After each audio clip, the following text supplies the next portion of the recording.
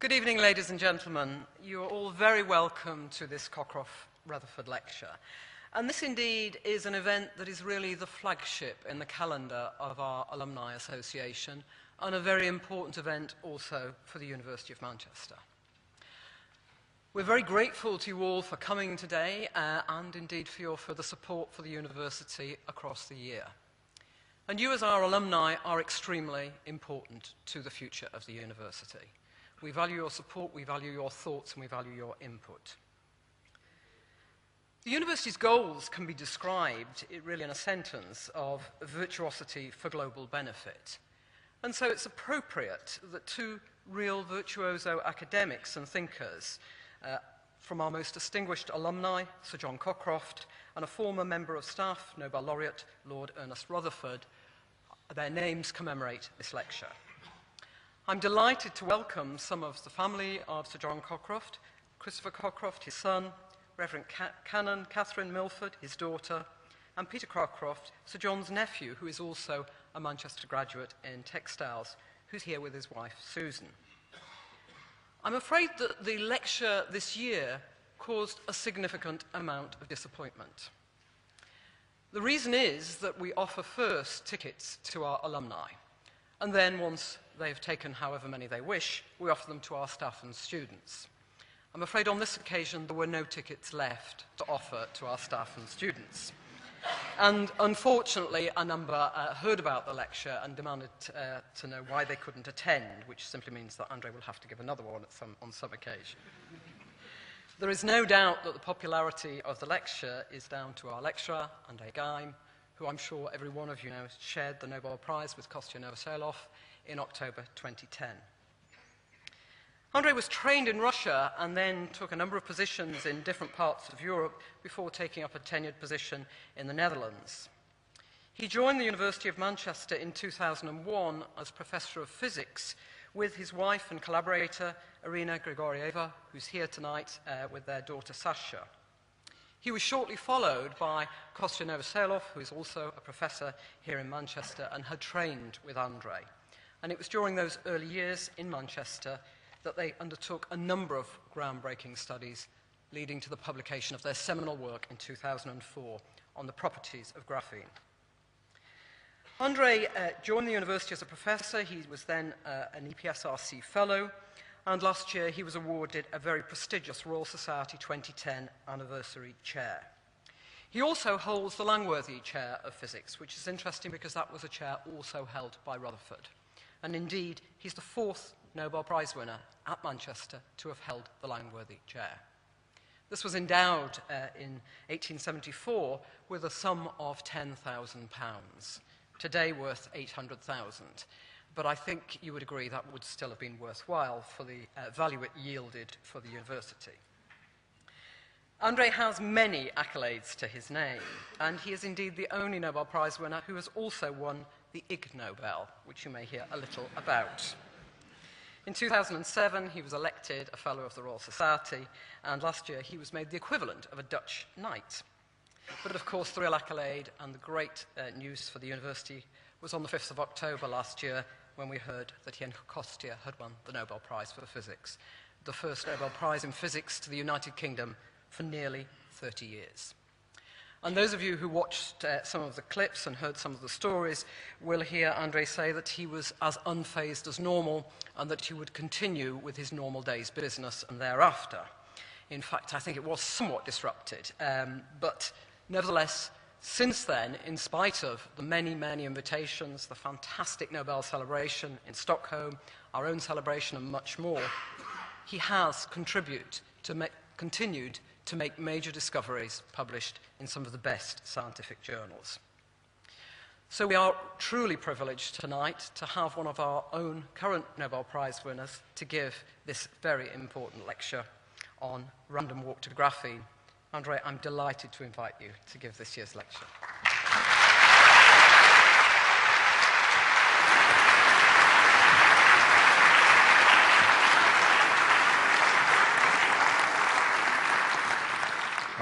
Thank you very much, Nancy.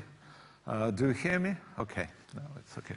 So, yeah, very kind of you. What I will try in the next 40 or so minutes will answer two questions, because whenever Nobel Prize or other accolade comes around, people usually ask only two questions, okay? How did you get it, and why did you get it? So first I'll tell the story behind, and secondly I'll try to explain what so special is about graphene. So that's the story behind. This is my life path trajectory, rather random, rather diffusive, I would say, but I'm not a megalomaniac, so I will not show you pictures of my childhood and so on. So I think because it's quasi-scientific talk, I'll start with my PhD diploma. As you see, it's a Soviet, okay, hammer and sickle there. Tells you that it's Soviet times. And the only thing I like to mention, the title of my PhD. It reads Investigation of Mechanisms of Transport Relaxations in Metals by a Helical Resonance Method. Does it sound exciting for you? Let me assure you that it was as exciting as it sounds now. So, but every cloud has its silver lining, and the message I got from my PhD was that try not to be too boring to yourself and try not to bore your students and postdocs and collaborators. Well, after PhD in 1990, somewhere at that time, I have become a staff scientist in Moscow, and need to find out my own research niche and trying to do something new. What we had at that time usually were shoestrings and sealing wax, and sometimes I managed to find, okay, an old shoe somewhere around, so, and with the help of those things, okay, try to make my scientific work.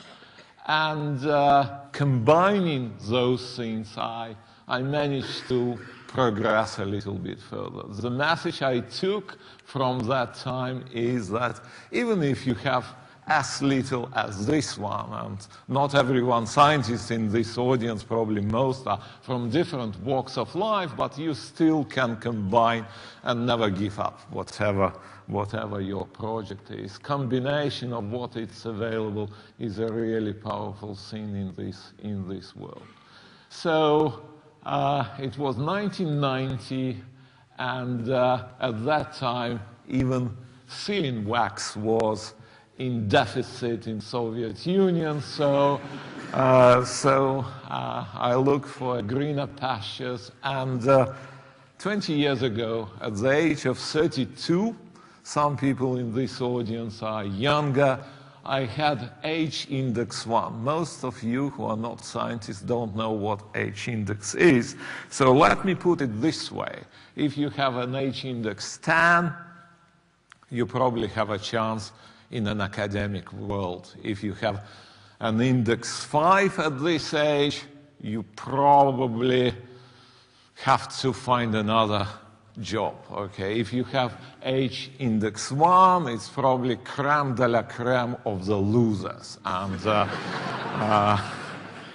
still, I tried my chances at the Western market, and over 4 years I traveled in different countries and different universities, and I learned plenty of different things. I don't like to be very specific. Those slides are from my Nobel lecture, but I tried many different things because there were several universities involved. One story I like to tell you, that my very first visit to Nottingham University as the Royal Society visiting fellow was for 6 months only, and it's very hard in such short a period of time to do something reasonable. So when I come to my host and ask them what to do, they found some devices in a drawer which was done and dusted long time ago, say, you measure, hoping that I will fade away for the next 6 months. So fortunately, because I had this experience of combining different things and so on, working on a shoestring, managed to publish decent papers, and then, okay, this propelled further and further, and the experience I took away, which unfortunately many of my PhD students and colleagues suffer every week, when they complain that samples do not work, I usually pronounce philosophically that there is no such thing as bad samples, only bad postdocs or PhD students. It's with a smile, of course, but they don't take it with a smile. So after those four years of working, H-index was high enough to get a reasonably high position, which would be reader or senior lecturer in Nijmegen. And the first thing was again trying to find the niche, try to do something new, and there was maybe not a shoestring as sealing wax, but it was very little available at that time. So again, I used my previous experience combining structures from England, lithography from Russia, and making devices from Russia, and measurements were done in Nijmegen. For people who are familiar how quality of the papers counts in physics, those are very prestigious publications. So it was hard time, but by 1997, I felt myself good enough trying to look for something else in addition to my everyday research. Something turned up which people these days call Friday night experiments. I'm not sure how this term came around, but presumably one Friday night I did one of those experiments which led to a serious one. So what we had in Nijmegen in the Netherlands were Asian magnets. They consume a lot of energy and were very expensive to run. But scientists sometimes, like bankers, they say, if you don't give us those many millions, our expertise will disappear somewhere abroad. And when those millions are given, they suddenly find out that they don't know what to do with those facilities. They find out. So I felt pressure associated with this magnet that we need to do something with those. And I looked around what could be done in high magnetic fields at room temperature. Not much has been done before, but I stumbled on a phenomenon which is called magnetic water. You know that if you put hot water through tubes, there is scale on your kettle and something like that. Then if you go to, say, DIY or go on internet, you'll find out that people say magnetic descalers, which is essentially a small magnet you put on the tap of your water tap, and by magic the scale disappears. At least people say so. I have no comment about this. Try to understand whether it works or doesn't work, or just completely random, whether this is true or scientific fantasy. So, but apparently this brings me to a question. If this is a small permanent magnet, what would happen with water if we put it in high magnetic fields? 20 Tesla, it's a very strong magnetic field. This sort of facilities exist probably in 10 places around the world at room temperature for long years. So one Friday night, I took a bottle of water and poured inside this vertical ball of the magnet. For those who are scientists, or at least did their PhDs, they probably know that pouring more water inside your equipment is not a very scientific sort of experiment. And I try to justify it in retrospect, why did I do this, but have never find a good explanation for doing this. Okay, so essentially, instead of water appearing somewhere at the floor, I found out that the water levitates. Okay, it's a shining green laser. It's about 5 centimeters in diameter, 3 centimeters or 5, this ball of water. It took probably an hour to understand that phenomena behind is well known. So what was not known and what was shocking for me and all my colleagues later is that magnetic fields, which existed everywhere in the world, okay, strong enough to cause this phenomena due to this well-known, cause levitation due to this effect. So scientifically speaking, it was not much of a discovery. It was, okay, I find out that it's very therapeutic to look at this, at this one. Very nice images, but it was a shock for your intuition what magnetic fields could do, and my colleagues came with brilliant ideas what else could be levitated in those. We tried many, many things. After some time we got fed up with what to do, so it requires, because everyone asks, and this can levitate. So placing emphasis was become an important, and we put a frog, a live frog inside a magnet, and this is a movie, 1 or 2 seconds of levitating frog inside there, and then it hit the public life. And God said, and everything levitating, boffins, and so on. And it was, people say Nobel Prize experience is a lot of a public of events, and that was really when I suffered from the media. So frog has made even into the politics. Guardian came up with this phrase, if frogs can fly, I do not claim that Tony Blair won his prime ministry due to the frog, but apparently it was an interesting experience. So, but behind this noise and media coverage, okay, what happened that the picture of the flying frogs appeared in many textbooks. I normally go to a conference, a big conference from, say, physical society of some country, and people say, oh, hello, I know you. Forgive me, I don't know anything about graphene, but I start my lectures with showing this picture of flying frog, and students always interested to learn how did you manage to get that. And this is for the first time I got my fan mail in my life, and I still keep this lecture. Could you send me some information about your feather? I'm 9-year-old and I want to become a scientist. Jennifer Miller. So very nice to have this. So I think I rest my case about the frog here. So, okay, it was time to move on, and 10 years ago, only 10 years ago, I got chair in Manchester.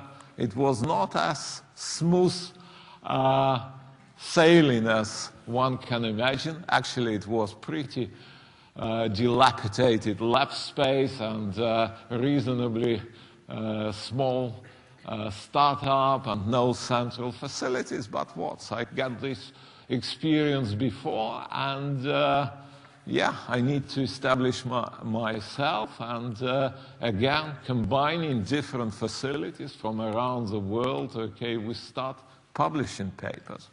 Publishing papers brought research grants, and research grants get more and better papers, and so on. So within 3 years, we get well-equipped lab and state-of-the-art of microfabrication.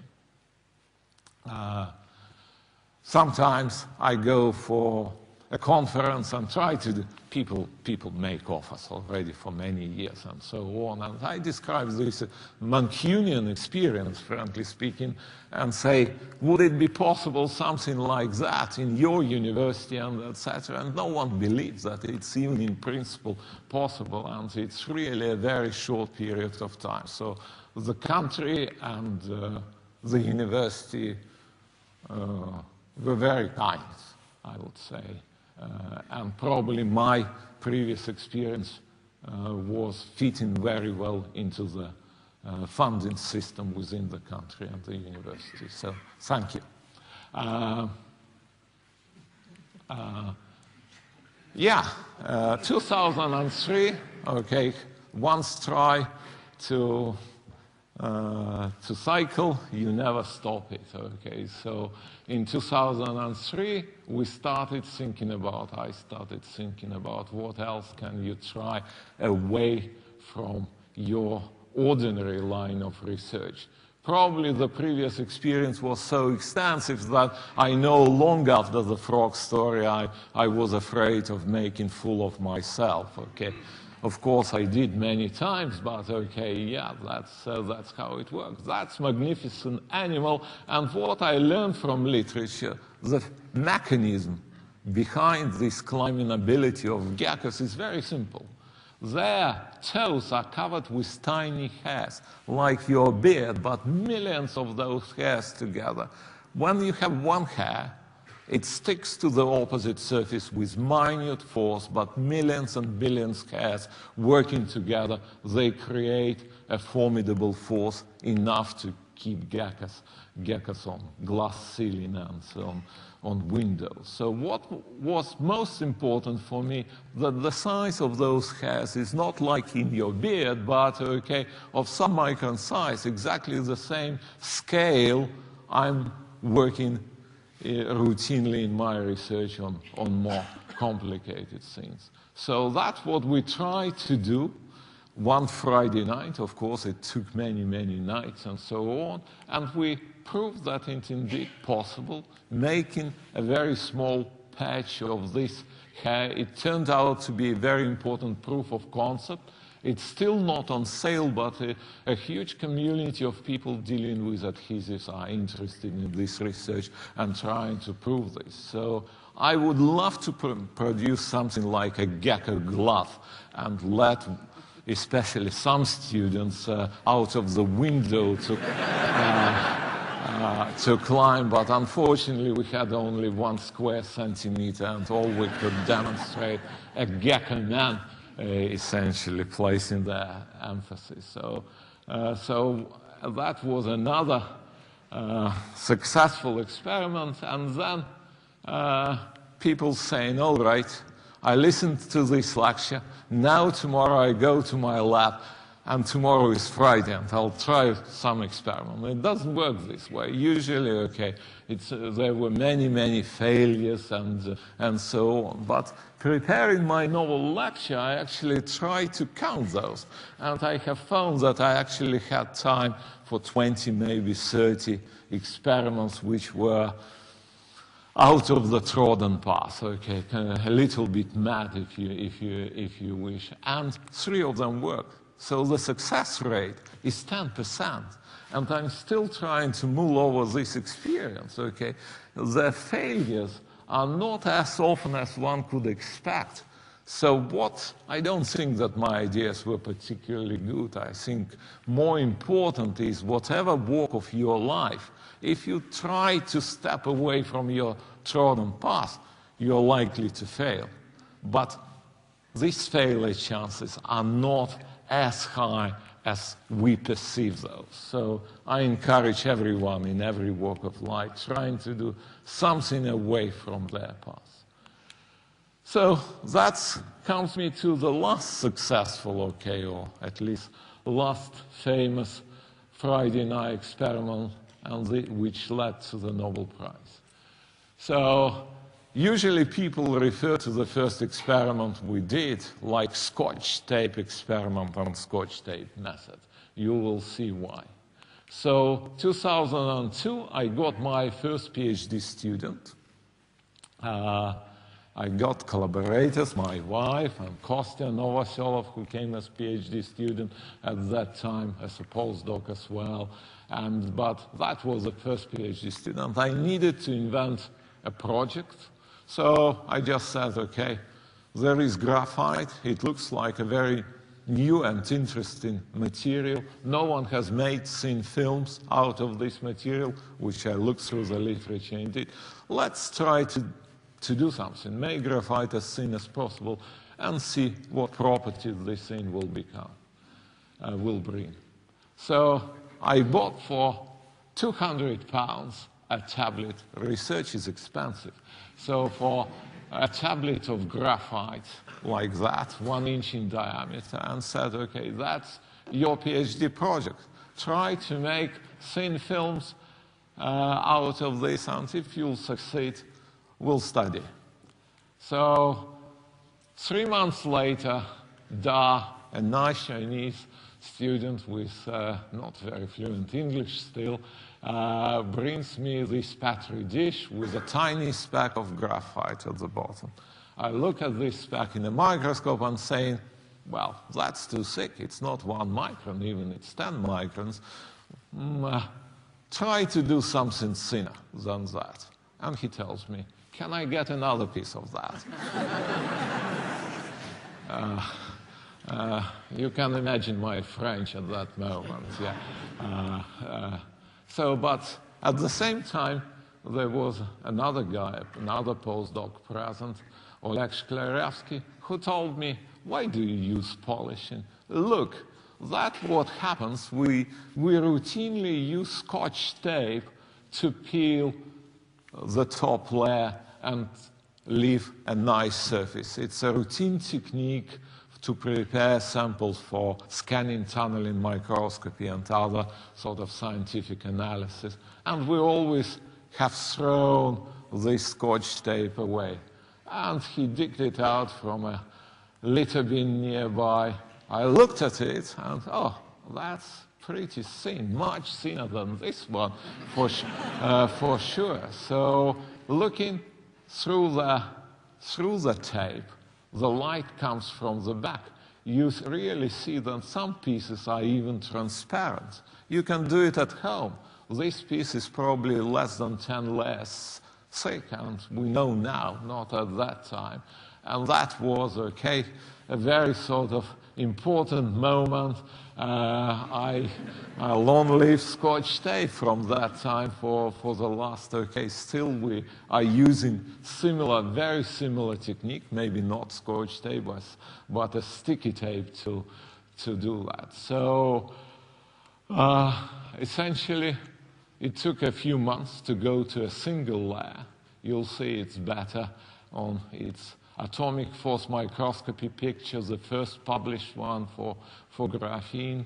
Better images comes later. And then it was not important only observe, but we start studying properties, making devices, and seeing what sort of properties this material have. So, and after a lot of work for 9 months, it was probably not 24/7, but it was probably 18/6. So we publish a paper, which is in Science, in a very prestigious journal, and it's quoted in the Nobel whatever release prize as the paper which opened up the field. Yeah, Irina, my wife, is here. Kostya Novoselov, my co-prize winner. Da Zhan, who runs a making graphene company with this experience, is here. And this is our regular visitor in this university, still around. 5 out of 8. So what you can learn from this experience, that equally top layer journal rejected our paper twice, and one of the referees gave his insight that paper offers little new insight of those. So I think if you are a scientist and your paper recently was rejected, you can always hope that it will be a Nobel Prize winning paper. But for those who are not scientists, they also submit their projects to their supervisors and peers, and if they are rejected, take it with a pinch of salt, opinion of your peers. That finishes my first part, how. That was my random walk. And in the second part, I'll try to explain. It's more, okay, it's shorter, but it would be more scientific. a little bit, but don't be afraid. I'll try to explain in something why. Okay, so let's look outside this building on the Oxford Street. You can see many things over there, a lamppost, a tree, your colleague maybe, and yeah. What all those things and people have in common? Everything around us has length, width, and height. And what scientifically speaking, everything is three-dimensional. You wouldn't find objects or materials which would be only one atom thick as graphene. Why this is so? This is very fundamental. We live in a three-dimensional world, and everything usually comes by self-assembly of molecules, as it's shown on this movie. Everything tries to merge together if temperature low enough, and then you get pieces of materials which with this vibration, they eventually all go into a three-dimensional form. So the nature is so smart that whatever you try to do, the nature tries, why do I need to use only one or two-dimensional space? All this three-dimensional space is available, so I'll try to construct something in three-dimensional space. So growth, making in natural way, it's strictly forbidden to make one atom or lines or flat things there. So what essentially we did with this Scotch Tape technique, we took a three-dimensional material and pulled out an individual atomic plane. No one has done this before. It seems to be so trivial and simple, but somehow assumed to be impossible or next to impossible and so on. That's how graphene looks like on a substrate. It can be in freestanding space, but on substrate, what you see here, the first, two-dimensional material, one atom thick, and it's a crystal as diamond is. It's a perfect crystal. Shape is not perfect, but the structure is perfect. So what's so special about this material? We know that it's one atom thick, but it has a very simple structure. It's hexagonal structure, and that's it. It's so simple, you don't really expect many wonders out of this material, and except for that the thinnest imaginable material, if it would be only this one, no one would give the Nobel Prize for sure. So, but there is a long list of superlatives to this material. So, of course, it has the largest surface area.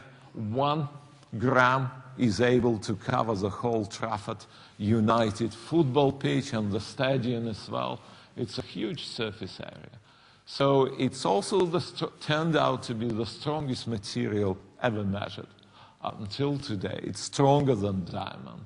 It's also stiffer than diamond, but at the same time, it's a little bit like rubber.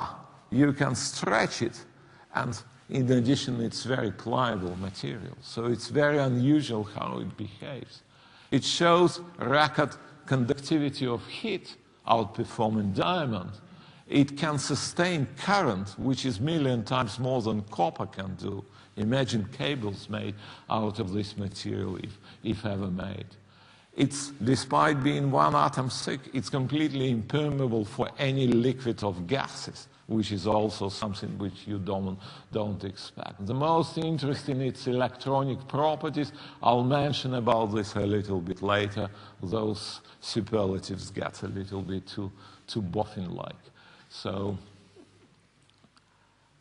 you can imagine the first question usually people ask, what can you do with this material? And you can imagine, because it's better or best out of those, you can imagine some applications coming of this one, despite it was only a few years. So when speaking of applications, and because I'm mostly involved in fundamental research, I like to tell you a story about dolphins. Okay. So once I was, once I was on a boat trip watching dolphins, and not this particular school, but they were wild dolphins, and at the same time they were very friendly, looking for a human touch rather than begging for food. And imagine people, 20 or so on board, and everyone at awe. Fantastic, romantic moment.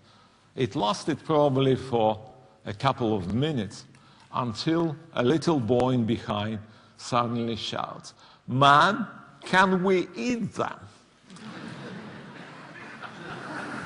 So that's a very subtle balance which in universities and in academia is between a romantic and a chancellor. Okay, let's put it this way. I personally try to keep the balance and to please those who think different ways. Okay, you actually have to study whether those animals are edible at all. Actually, I tried once this joke in Japan, and you can imagine the reaction.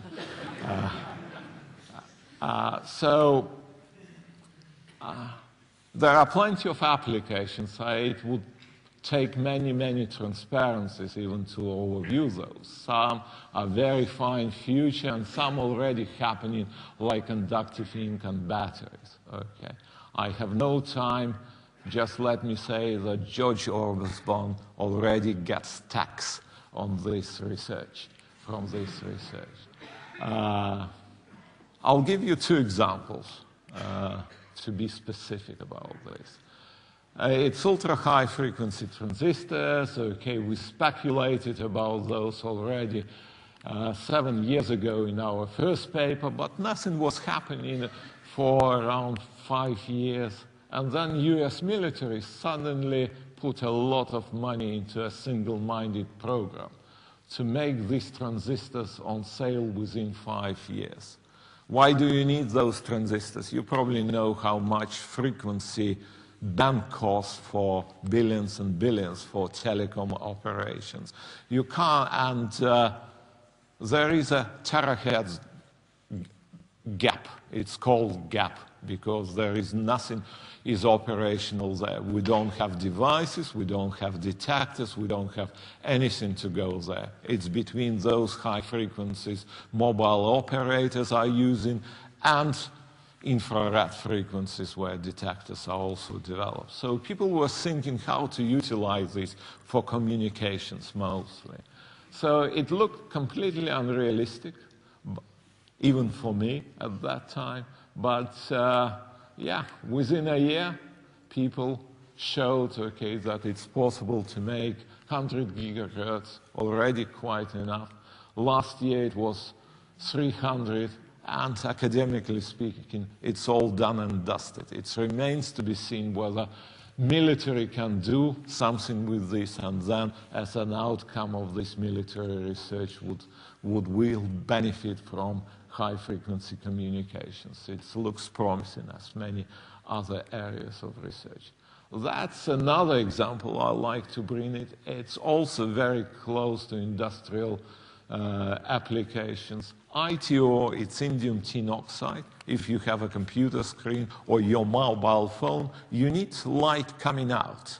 To come out light, you need something transparent and conductive. Indium tin oxide is transparent and conductive, and graphene is also transparent and pretty conductive. In addition, graphene is flexible, and this is one of its advantages. So the idea general, which is probably came initially from us, from our group, is that instead of all those devices, okay, instead of ITO, put graphene on a polymer film, and then you get the same devices but bendable and foldable. We demonstrated as academic research only 2-3 years ago. It was for fun. Mostly, we didn't really thought that it's feasible, but okay, a year ago, Samsung researchers have shown that they can produce reasonably cheap, actually comparable with ITO prices, a huge screens of graphene, and then it becomes pretty realistic to use this in those devices. So I'm not in the business of advertising Samsung, but that's the advert. Similar advert is done by Nokia. You can find on the web. This is how they see the future of gadgets in the way that's, of course, very futuristic, but they put a lot of emphasis on graphene. So the message I like you to take away, despite 6-7 years, it's actually a record time for any material to go from academia to industry. And it's already in some products these days, and more probably to come. So, but coming back to the dolphins, actually, in my walk of life, I mostly study fundamental science. I'm a romantic with an eye on applications, if you wish. So I'll give you an example how very special this material, and this is not for applications, but for fundamental properties of this material, a short overview why the Nobel Prize was given.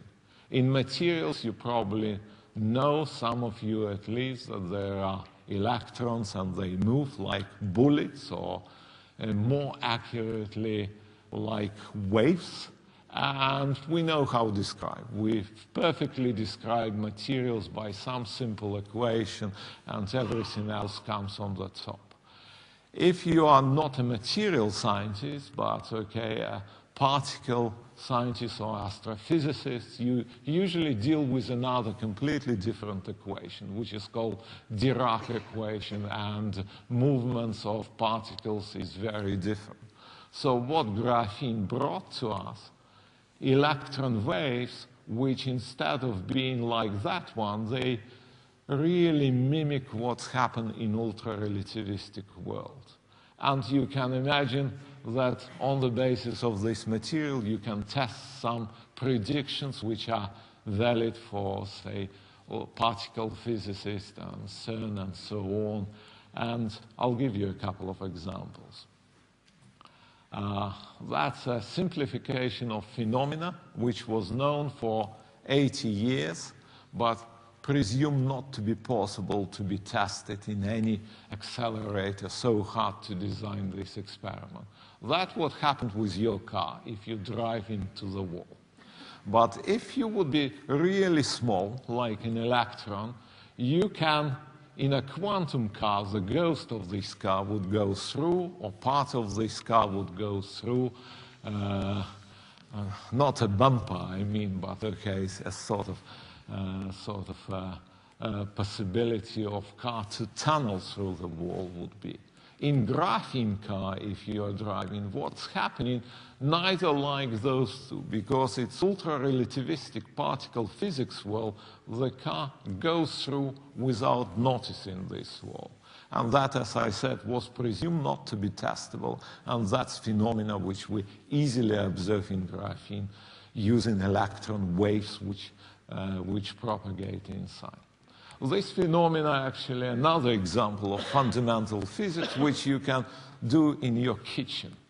So what we, somewhere 2-3 years ago, we cover an aperture with graphene. That's a light shines through. It goes completely here. That's a single layer of graphene, and you see some opacity. If you test it, you'll find out that opacity, you can just see graphene.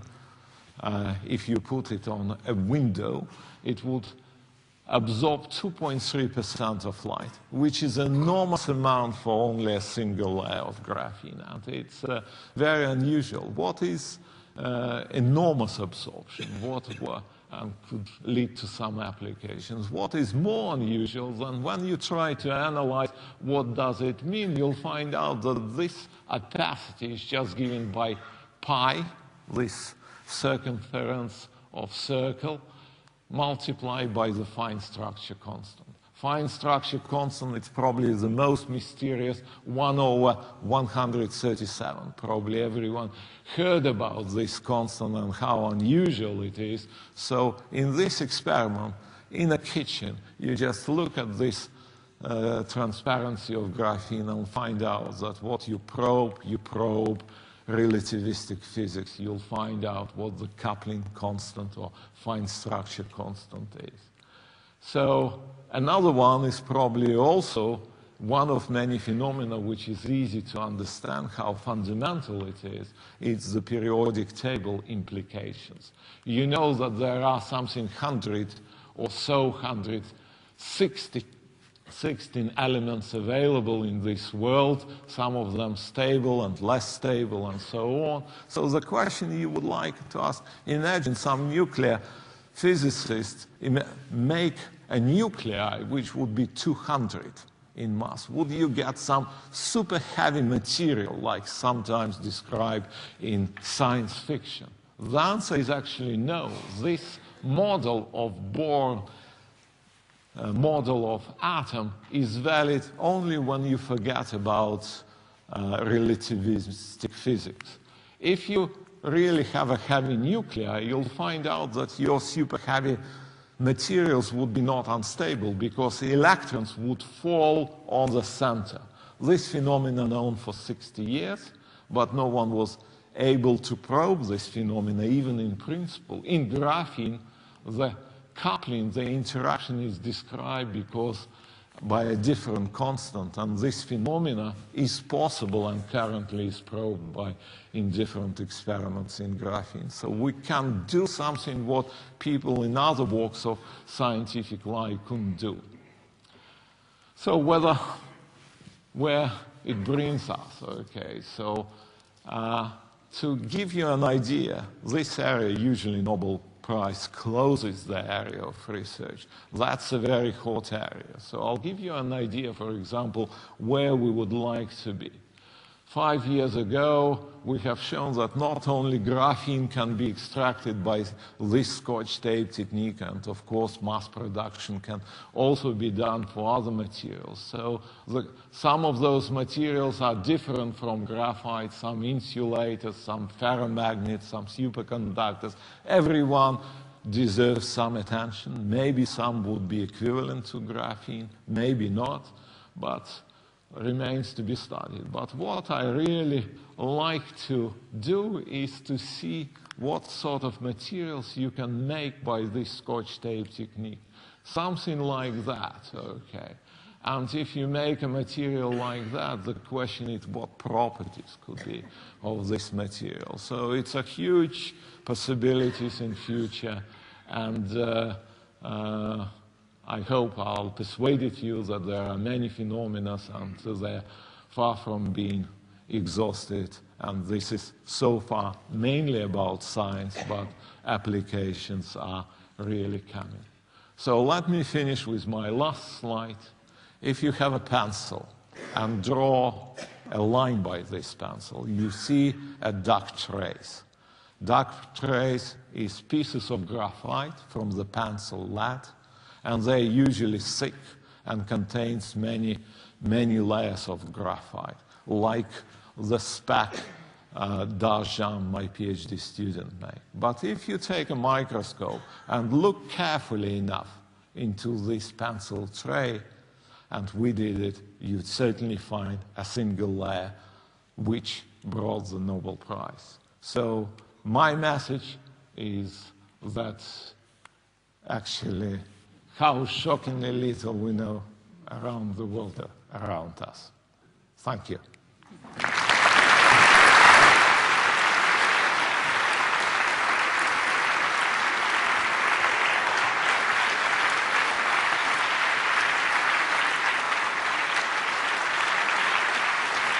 Thank you.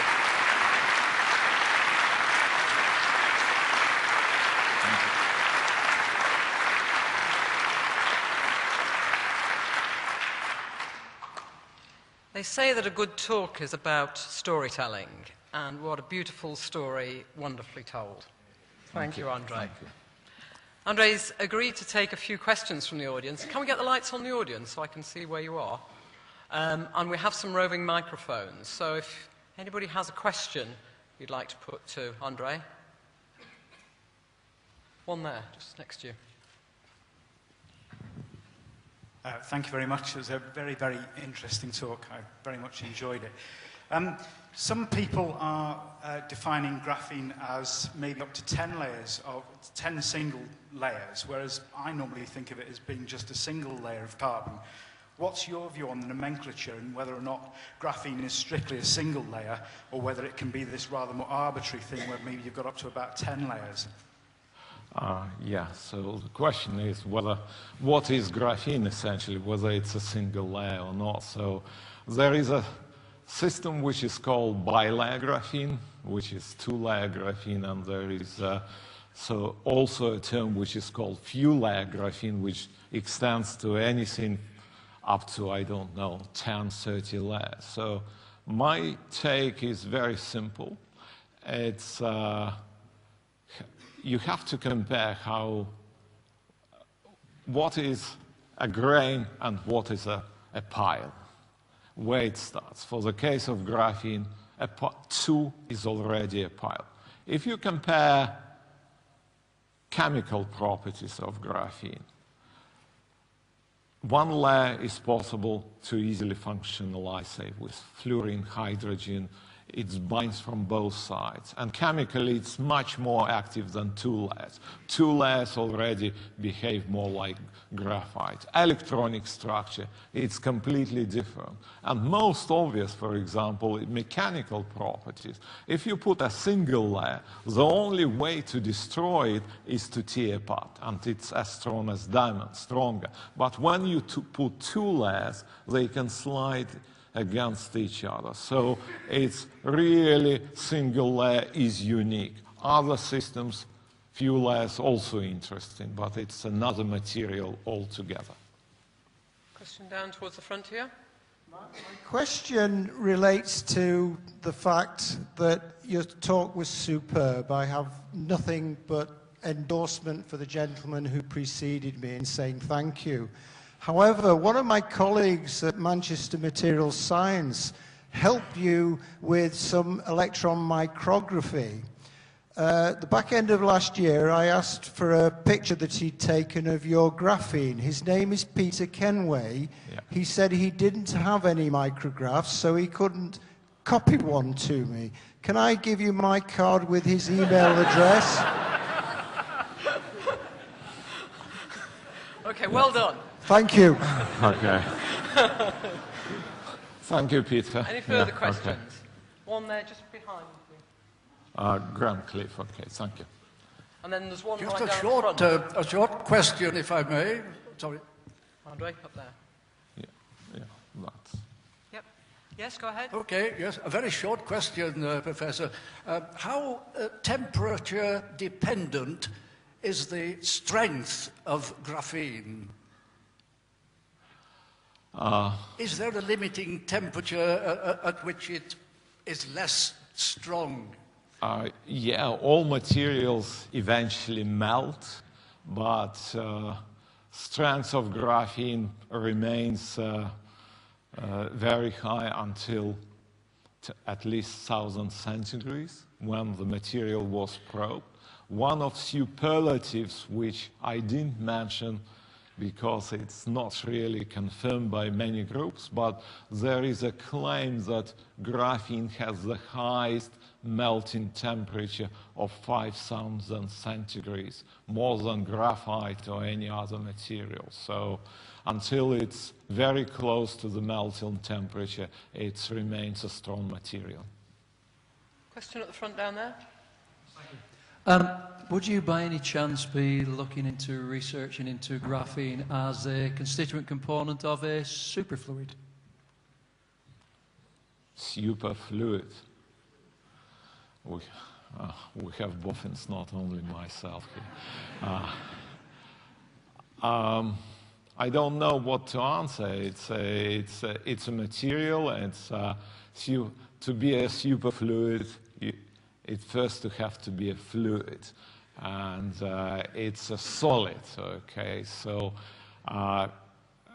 people are looking for superconductivity in this material, and people are, including ourselves, and people are looking for excitonic superfluidity within the material. It's a very hot research subject, but there have been no reports yet. Thank you, Professor, for your speech, lecture. Does graphene have any applications for solar panels? Sorry? Does graphene have any applications for solar panels? It's widely discussed in literature. The answer is it's not clear yet, okay? So it's, for solar panels, you have to have a transparent and conductive material, which graphene is, but the requirements are very stringent, and maybe, at least now, graphene is not as good as, say, ITO of high quality. But people are talking about variable solar panels, where to put it on your clothes is something cheap, and some using polymers and so on. So it's widely discussed as inert, flexible material, maybe not with the efficiency of silicon or other solar cells, but sort of one of niche applications. Yeah. Thank you. It was a superb lecture. My question is, when that little while ago now that you asked your PhD student to actually get a thin layer of graphite, 1 atom thick, did you have any ideas about what properties it might have? What were your best estimates of the properties at that time out of the whole list that you presented later on? That's a very good question. Okay, yeah. When we're trying to start any new research area, it's, I start whether, not what this should bring, but whether this system has been exploited or explored sufficiently. What I was sure that thin films, saying 100 layers thin, were badly exploited. And that was a new system which I wanted to explore, that it went down to a single layer was an additional benefit. So there is this tendency, which is actually described in my Nobel autobiography by many PhD students and postdocs and senior staff as well, to study literature ad nauseum to figure out what has been done and what is not. If I would be doing the same, I would never start research, okay? There was a very superficial look through the literature, and finding out that it's reasonably good, I just to get on the bike and try to see how it behaves, okay? Question over here, I think. So graphene's got very good conduction properties, in like net transport properties. Do you know if it preserves phase information as well? Could it be technically used for perfect state transfer or? I didn't hear. Can you say it again? For perfect state transfer, is it just net transport properties that are good, or does it transport entire states? What sort of net transfer? Sorry, I don't see you. Can you raise your hand? Sorry. Where you? Is it the total amount of electrons that are conducted? Does it preserve the information about those as well? About electrons? Yes, about like the phase information. Or... Does this relate to the car? Yeah. Ah, okay. I think what the question, I think the question is asking that when electrons pass through, do they do so randomly, or do they retain any sort of relationship? Is that right? All right, okay. Yeah, that's actually my area of expertise, electronic properties, and put in this way, electrons shoot through graphene as bullets, but without any mass. And actually, they can shoot distances at room temperature as large as 1 micron, which is probably thousands and thousands of interatomic distances, which no any other material has ever done before. That's unique electronic properties of this material. They shoot like straight away this many applications are based on this principle that they're ballistic transistor, high-frequency transistor, and so on. So in some experiments, we really can show that, okay, distances is not a problem for those electrons. And this relates to this unique electronic structure of the waves. Yeah, thank you. Okay, could I invite Janine Watson, who's president of your Alumni Association, to just thank Andre on your behalf? Well, I think I have the most pleasant job in the room tonight, thanking Andre on behalf of all of us for that lecture. I have just taken over as chair of the Alumni Association, and I think it would be appropriate to say, first of all, to my predecessor, Andrew Spinoza, thank you very much for the 6 years that you've led the association. I think you've put us in a position of strength. We're one of the most effective associations in the country, and I hope we keep the relations and build relations with all of you as the university moves forward, and very grateful to the university for supporting us. So, Andre, we have here some tokens of our appreciation for that lecture. Thank you very much indeed. How inspiring it was.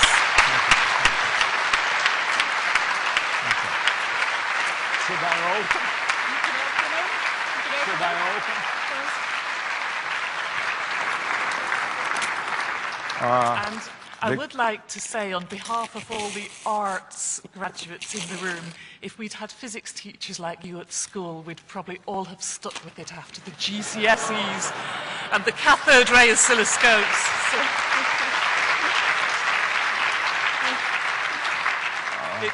it was inspiring. It was wonderful to hear about your groundbreaking work, and it makes me very proud of the university and very proud of the city of Manchester. So on behalf of everyone in the room, on behalf of the 240,000 alumni around the world, thank you for the work that you're doing. It's absolutely fantastic. Thank you. Thank you.